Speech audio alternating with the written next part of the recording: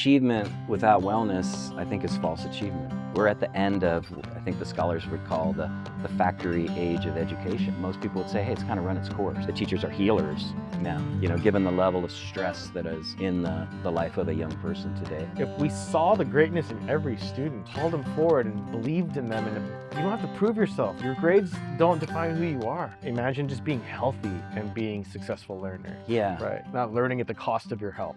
Morning. Hey, good morning. Welcome back for episode 2.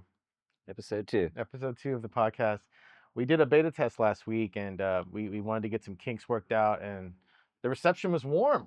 Yeah, super appreciative, grateful. Yeah, we have lots of support right off the bat, and Yeah. that's been really nice to receive. And we are most certainly inspired to continue, and we have a trajectory planned and excited about it. Coming at you. Yeah. Yeah, so my name is Bhavin. I am a counselor at an independent school. I have over a decade of yoga teaching experience and a private practice. And I love to share tools of mindfulness to have people experience upgrades in their lives and their well-being. Yeah, and my name's Tom, and I'm a career educator, going on 30 years now, I think. Started as a high school English teacher and coach, and then was fortunate to have a career that took me all around the world in international school contexts. And yeah, so I've been in all kinds of different educational environments and have the good fortune to work together with Bhavin. And I think that coming together in the workspace has generated this desire to go deeper into the idea space. Yeah, that's right. We've always had this chemistry. Lots of ideas have been passed around. So this podcast is a manifestation of some meandering thoughts that we've had Yeah. that have been put into action. I think that's the key, right? And, I've always been a praxis kind of guy. Like, okay, let's get that theory into action, and that's what I'm really excited about here. And I think the response we have a sense that people want to talk about these ideas, and so that's the goal, right? And that this is ultimately can be something of a conversation as well if we keep going with the momentum. Yeah. Absolutely. Yeah, I know that from our heart, we're intrinsically moved by adding value to the education space, to the wellness space.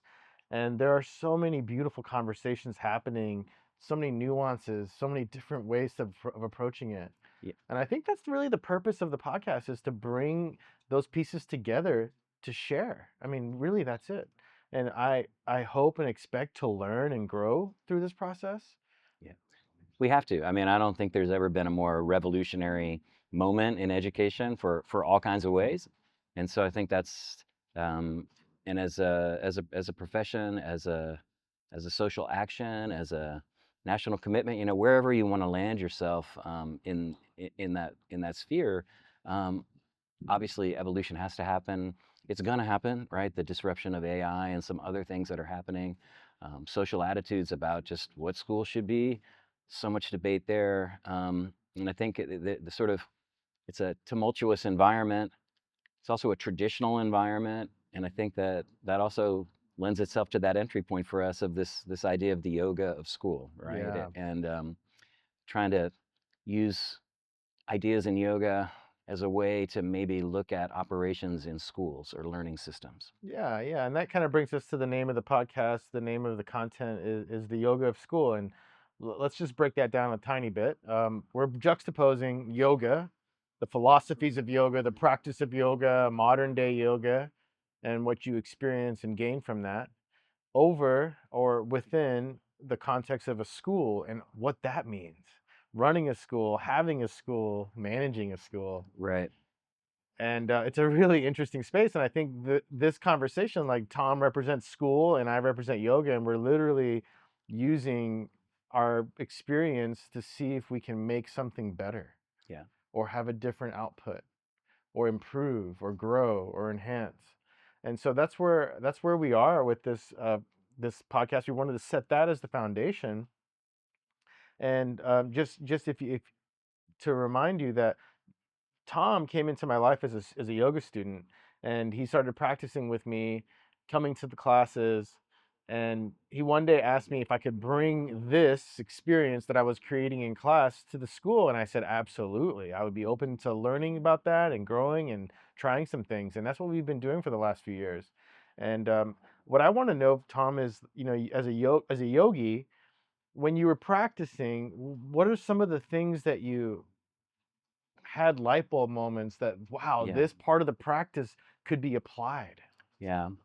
There's a lot of them, but I have a really clear memory of the first one, right? And that, because I was, when I moved to Houston in 2018, um, just sometimes in your life, you just kind of go down a pathway, and it was at my second day in Houston, not my first day, but my second day. I went to Big Power Yoga. Some guy John at the front desk, all tatted up, and it was hot yoga, and I didn't know anything, and it was also August in Houston and hot as well.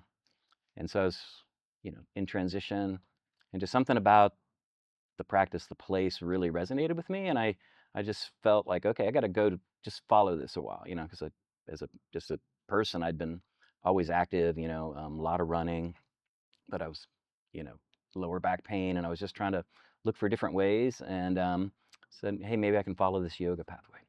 And so, real quickly into that, one of the things that I noticed, and this is a long way around to that aha moment, was there's this simultaneity that was being created in the space.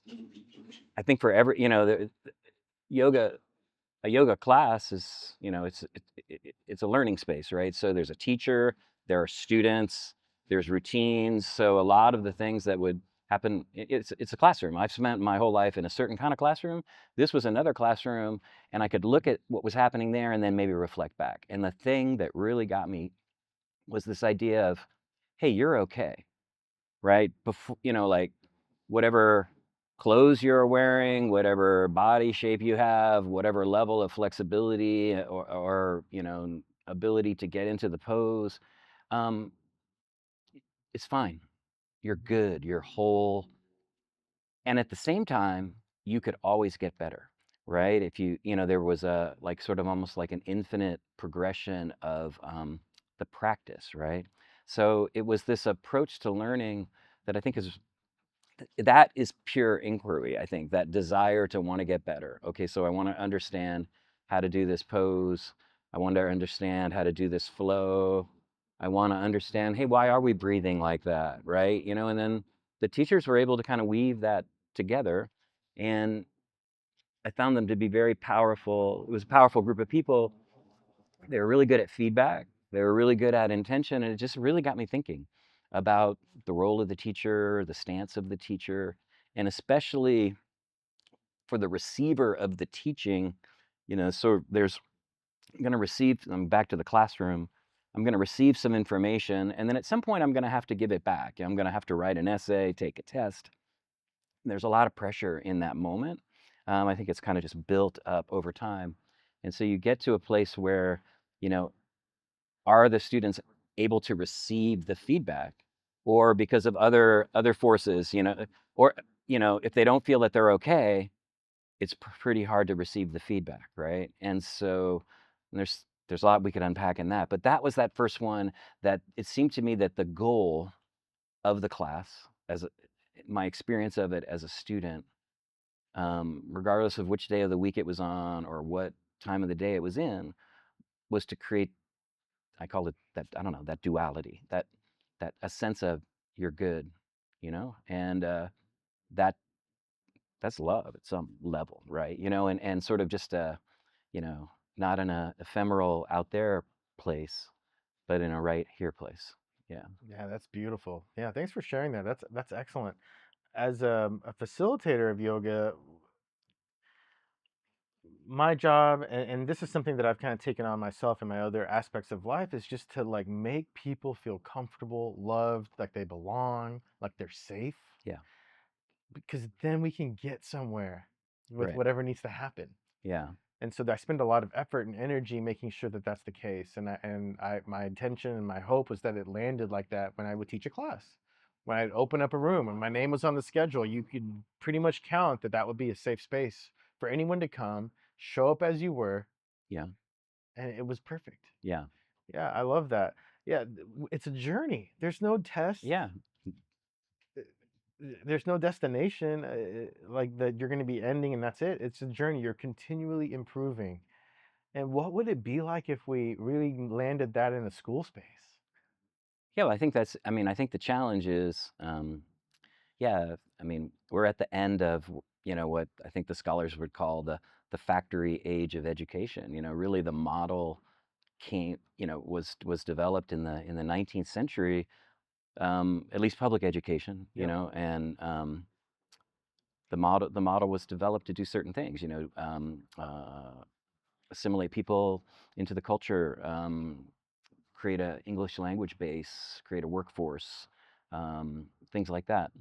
And now I think we're at you know post-industrial or in the information age or wherever we're at. It's really hard to know these days when you got to look at the news. But um, you know, the model, most people would say, hey, it's kind of run its course, right?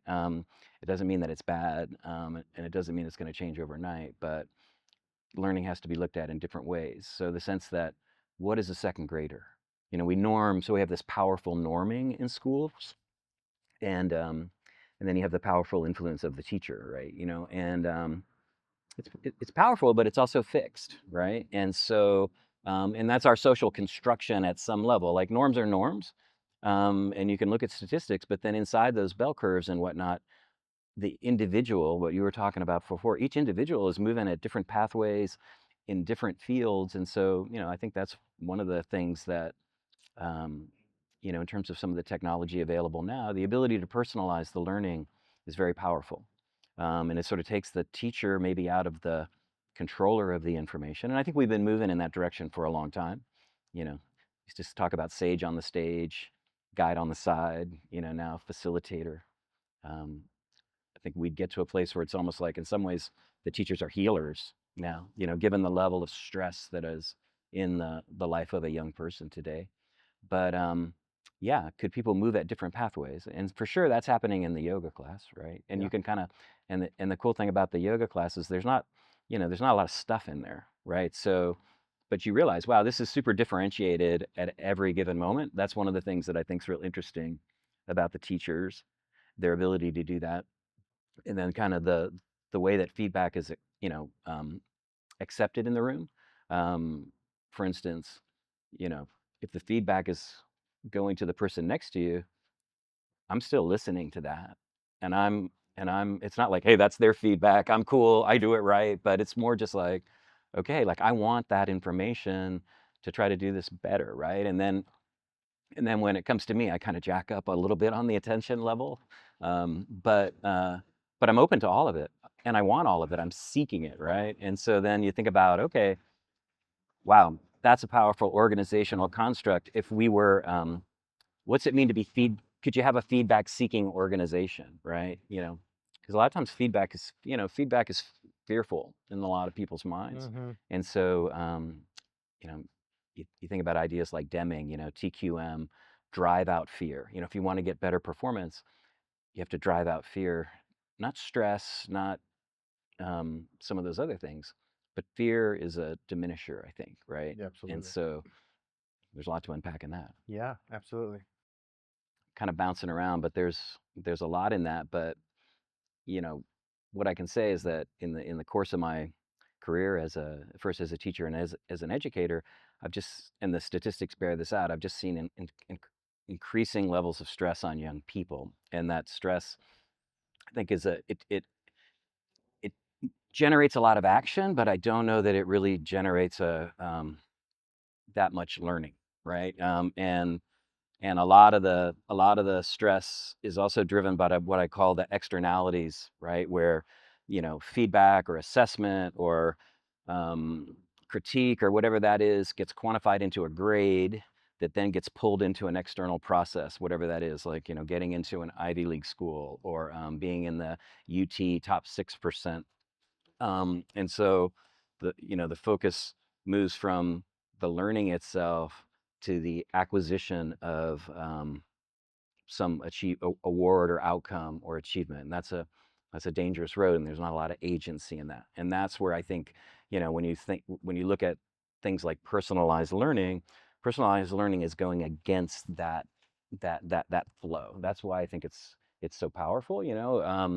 I don't believe in a diet of all personalized learning, but I like how it's really challenging that premise that everybody's in a group, everybody's normed, and that this kind of lemming march to the university application process, and whether or not you get into some extremely selective university having this direct correlation to your sense of agency and self. I think that's pretty problematic. And look, I had a great university experience, and I know, and I our kids are going to go to college, and that's all well and good. But I think it's more just, you know, I think there's other ways to try to get there, and that's what I'm really reaching for in this conversation. Yeah, if that makes sense. Yeah, yeah. Our friend stress strikes again. Yeah, It's and when I talk about with my clients living a better quality life, we look at stress and ways to reduce stress. And stress is comorbid with all disease right now. It's yeah. it's a terrible thing. And yoga is providing an opportunity to reduce that stress or to cope with it, to allow the heat to burn off a little bit, as it were. I made some assumptions about like what the class was, and that piece about the simultaneity, what I was calling it, that you're good, and but you can always get better. Is Are there things like fundamental yoga principles, or is that how does that work? Is that true? Is that an accurate assumption? Yeah, that's a really great question. I love that inquiry, and it's inspiring me to want to go back to some of the old yoga texts and philosophies to see where that is described or sort of codified. Um, I don't want to assume that all teachers are coming from that place, but I will say that I do. Yeah, And another way of saying that is that each student, I see the potential with them, I see their greatness, I vote their victory, and I'm looking at them in that way. yeah, I don't see their illness or their ailments, as it were. I see their greatness, and I'm there to hold them to that greatness and to call them forward and up towards that greatness. yeah. And I think that's definitely something that was common at Big, Hmm. and it was part of our ethos that we were all on a team doing, and we created a community with that mindset. Yeah, So you felt it, and I think that's such a beautiful thing for you to glean is if we saw the greatness in every student yeah, and called them forward and believed in them in a different way and came from that place, it would really, you don't have to prove yourself. Your grades don't define who you are, yeah, you know? And I know I teach my son that way. He's taking a standardized test today, as a matter of yeah, fact, and I definitely make sure that point was landed, and he's good. yeah, Um, I just feel the pressure's gone. yeah, He's not stressing about it. yeah, He knows that he got it, and like yeah, whatever he doesn't have, it's okay too. yeah, And so like applying that to the school is definitely the case. Like having a class and seeing the greatness and holding space for people's greatness allows the greatness to be there. yeah, But if you're coming at it with like these kids are dumb and man they're acting up and yeah, they're a behavior issue, well what are you gonna get? yeah. And we're fortunate. I mean, where we've got a really healthy and good environment. Obviously, I'm biased, but I think we have um, an incredible staff that does believe in that. Deeply. Look, you've got 140 human beings, so you're gonna have some statistical distribution. But I think one of the things that's always that I've always loved about our school is that it is built on a premise of human relationships. They're very powerful. I think that the teachers struggle with how that love and how that care and how that belief intersects some of those externalities, and they sort of have to, in their minds, feel the kind of do this balancing role between. I used to in my younger days, I would think about it, especially when I was just starting out as a principal, like is the allegiance as the teacher is the allegiance to the discipline, the discipline of chemistry, the academy, all that social construction of what knowledge is, or is the allegiance to the kid, you know? And obviously it's got to be a blend, I think the grades have blend, but if it's got to fall one side or the other, I want the allegiance to be to the kid, not in an enabler way, right? Not in a, just take stress away, but like, hey, going to find that, you know, human place where we can connect together and gonna, like, gonna find a way to believe in you. Yeah. Yeah. Yeah, that's why I'm really kind of lit up about this the AI application of learning and kind of executing on the learning in a really efficient way to create space for the Yeah. love and Yeah. for the life skills portion of lifting people up. Yeah. And that's a relatively new feel for me. I mean, really, last year I actually sat, when Chat GPT kind of got into the mainstream and the first, uh, you know, AI got widely available. My initial response was pretty worried. Like I even sketched out a frame of an article. That's back when everybody was rushing to embrace it. And I was, hey, this is a train wreck, and we know it, because I was really worried. I hadn't seen that angle, that maybe the introduction of this technology can give time back for some of this other stuff that we're talking about, because a lot of the, and again, I think it goes together, right? If failure is so problematic in the academic space, like the difference, between this number and that number is perceived as the difference between, getting into a university or not, or being in that 6%. At some point you got to draw a line. Somebody's got to make a judgment. You kind of got to have a grade, I guess. So where is the risk-taking environment? Where is the place that the kids can learn all those 21st century skills like agility? Well, that laboratory is in most schools is in the co-curricular space now, right? The theater production, the soccer team, the robotics team, and because those are arenas where there's for sure real-time wins and losses, um, different levels of achievement, but it's not nearly seen, with the stress level that the academic learning is under, right? And so, but most of those things, they exist after the real day, right? And it's like, okay, but if you had to weigh out, when, we talk to the parents, talk to the kids, when you weigh out what's getting extracted from the total amount of time that's being spent there, a lot of the deep life lessons appear to be coming out of these other things, right? And so, um, there's a lot in that too. But if the tools, the technologies can free time up to move back more deeply, because I think a lot's getting extracted, but there's more there. If there was, I think there was more time, we could go deeper, and then, what does that look like? So that's all to be explored, but that's a fairly recent shift for me. I was pretty pessimistic at first. Yeah. Yeah, yeah, yeah, absolutely. I mean, AI is such an amazing tool, and it's an algorithm that's constantly evolving and Yeah. growing, and it's going. I mean, we're on the margin of it, right? It's Yeah. coming out and it's going fast, Yeah. and there are things changing every day.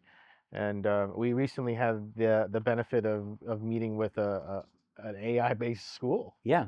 That's Yeah, true. yeah. There's Yeah. Alpha School, which is, out of Austin, right? yeah, And, yeah, I think we had a group of us go, and I think, part of my motivation was just like, hey, we're in a certain educational segment, and I think, operating from a real strong place. But hey, what else is out there? I think is important, right? You're focused inward on what you're doing, but if that is done in the absence of some understanding of the outside, and I think there's other people at school that are doing more of that. That's more their role. But I think it's at some level that's important for me as a leader to do that. And so, yeah, we went, learned a little bit about them, but the main draw was, they hosted a book talk, um, with David Yeager, who's a UT professor whose work, is sort of going into this space as well, right? And some of his thoughts are underlying pillars of that Alpha School movement. And you can Google them, and there's lots of information about them. But the thing that they're doing, the corner that they rounded, right, the train that they made was, everybody starts out in the morning with a 2-hour personalized learning, platform, right? And so you might be doing, um, second grade math, fourth grade Spanish, seventh seventh grade art, whatever that is, or vice versa. But the students are moving through individually, um, and the premise is that it's very efficient, right? And so, and the, and they'll have standardized, testing metrics to quote unquote prove that. But the idea is that the algorithm is working with each learner, and then all the other capacity comes in, the ability to coach, to mentor, to tutor, very powerful modalities already in the technology. And so everybody's doing their thing, right? And everybody's growing, and there's not this sense of everybody has to be here. And if you're not, if everybody has to be here, if you're above that, then you get a gold star, and if you're below that, you're a delinquent or something. And because those are the messages that get incorporated. But this is where you're at, and that, hey, you can keep going, right? Those continuums that we were talking about. Then they do a social emotional piece, and then in the afternoon they go deep on other things, right? And different schools do it in different ways: athletics, entrepreneurship. But it's a powerful idea. But what I loved about it was, that the basic trade-off, because time is the resource, right? School is people and time, and then facilities, but time and people, I think, are more important than facilities. And so yeah, if you could win back more time, or you could reallocate the time, or reallocate the teacher's time or the student's time, and get more, that's pretty powerful. Yeah. So Yeah, I was very, very grateful that the Alpha School hosted the dinner and had us there. It was really a special evening to be out of work with the colleagues and get a chance to be in that space. And I'm definitely inspired by the premise of getting more time in education to work on things and develop things, grow things that are outside of the academic space. yeah, These life skills, right. which is a big bucket of different things. And that's exciting. I think that's really exciting for me. And I love the idea on a more personal level of taking the technology and being remote, like Hmm. having a school on a beach or near the jungle Yeah, or off in nature somewhere, which is super sustainable and healthy for you, not to be in a big city and the scramble and the stress, but to be decompressed and yeah, learning. yeah. No, that's huge. And yeah, if you could be anywhere, if you could be anywhere, you got your Starlink, Yeah. then, and the other thing that you said there too was being in nature, Hmm. right? And we're in Houston, we're in, more or less central Houston, so there's not a ton of nature around us. But just even inside of, like we're humans, we're animals. Um, can you just be more at home in your body, right? Can we do nature? What level is available to us? So for us, it's, hey, we've got gardens, we've got life skills space. We're kind of choosing to do our little pockets where we can, and just your feet on the ground, your breath, those are always available to you, Yeah. right? And I think your awareness of that and your understanding of that is helpful in that whole stress equation that we were talking about before. That's something that, yeah, the class that you teach, life skills, I think that's that's part of the curriculum, right? Yeah. Yeah, absolutely. I definitely believe in that because we're facing a health opportunity, and that's a positive way of saying that we're all needing a health upgrade. Yeah. The industrialized food, the lack of nature and movement have really changed our health profile as a culture and society, and it's a matter of time before people are going to have to make major changes. So let's get ahead of that. Yeah. Imagine just being healthy and being successful learner. Yeah. Right, not learning at the cost of your health. Yeah, that's the key one, right? And I think the word that gets used in school is wellness, right? And Mhm. that's there's lots to be said about wellness, but I think that's a conversation we had earlier in the year where achievement without wellness, I think, is false achievement, right? It's not. I don't. It's It's not success. something. It's something. Yeah. Okay. Yeah. Yeah. Bob Dylan. There's no success like failure, and failure is no success at all, right? Should have won the Academy Award, Timothy. Really? I mean, I think we both agree. Sorry for the sidebar. We also determined yesterday we're gonna do a pivot and do a Bob Dylan birthday episode, the Yoga of Bob. That's coming Yeah, your way in yeah, yeah. May.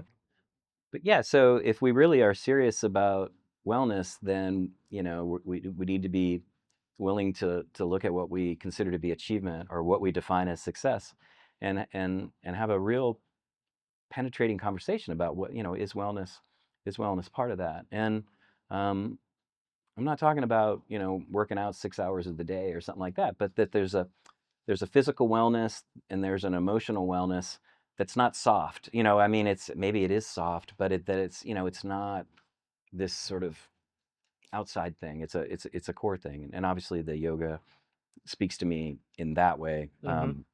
very, very powerfully. Yeah, Yeah, at this transitional time where we have the ending of industrialized education and the factory output, yeah, what's ahead, I guess is to be determined. yeah, But we have a lot of gaps that need to be filled. And I think immediately right off the bat, this life skill space, kids are asking, how do they cook? How do they do yeah, their taxes? How do they manage their finances? How do they do their time management? right, Those are some of the core things that I get asked often.